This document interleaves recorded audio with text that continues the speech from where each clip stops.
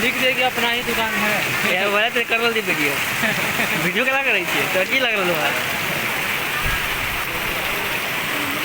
मेरा खुद का दुकान है, ये लिखो है राजस्थान में, यही ना लिखो है।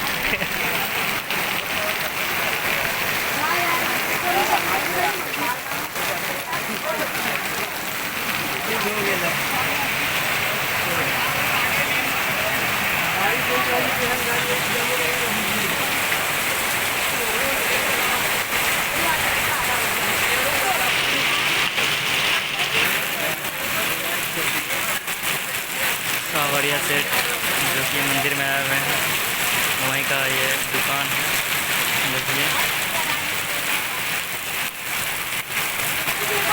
और हमारे चैनल को सब्सक्राइब करिएगा, सिंगर नीरज नजरिया के नाम से चैनल है, उस चैनल को सब्सक्राइब करिएगा। और आगे की आपको ले चलेंगे मंदिर जो कि सोना से बना हुआ है पूरा यहाँ।